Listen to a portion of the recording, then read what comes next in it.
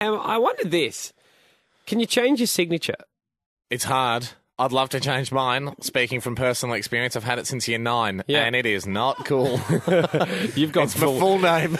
Yours is a full name with so many squirrels and squigs at the end of it. At first, they were speed loops, which, look, I was pretty excited. I'd only been writing with a pen for a few years, and it was an exciting time. But I got it on my first key card. Yep. Then it's on your passport. And when you got to change it on your key card, you got to show them your passport. It just gets, once it's on a few things, you're stuck with it. I've been stuck with it since I was in year 9. Yeah. I hate it. Well, I was playing around and I thought, I found a new one for myself. Just practicing signatures? Yeah, just practicing signatures, just like in grade year 9. I was like, and I was like... Don't want to get caught under pressure. Like, this could be good. How would I go about changing it? I mean, has anyone done it on 131060? Has anyone actually gone... Oh, you might. I mean, I'm sure people have to when they get married and your name changes. Maybe that's a whole new signature.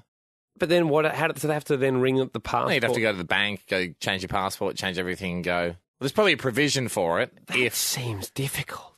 Well, that's marriage, mate. It's not all going to happen overnight. But you've changed your name. That's a good point. So, but if you're not taking on, someone else that's named after marriage. So, if you want to know if someone has changed their signature purely aesthetically, you sitting there practicing, I'd suggest you do practicing new signatures.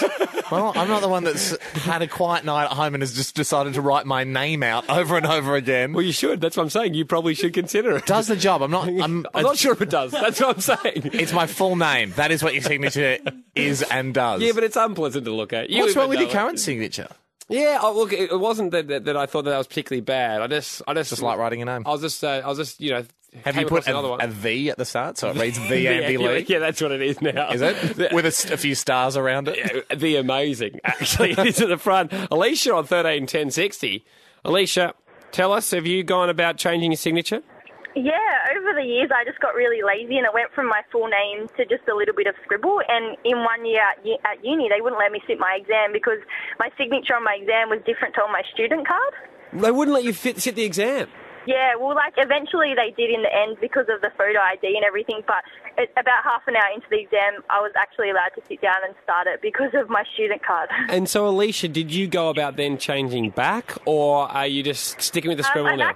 Yeah, no, well, I'm sticking to the other one, but I actually sat an exam today at uni and I had to go back to my old one just so they'd let me sit it, so I had to practice it a few times. So it's like you've got your formal signature and your weekend signature. It's a bit more casual. My signature and my proper signature. It's a bit dressed down. It's the non-formal signature. Thank you, Alicia. Mark, you had to change your signature. Yeah, I was forced to aesthetically adapt my signature because when I first signed my first FPOS card in year 9, I think it was. Yeah, that's when we get them. That's it, yeah. I incorporated a penis in the end of my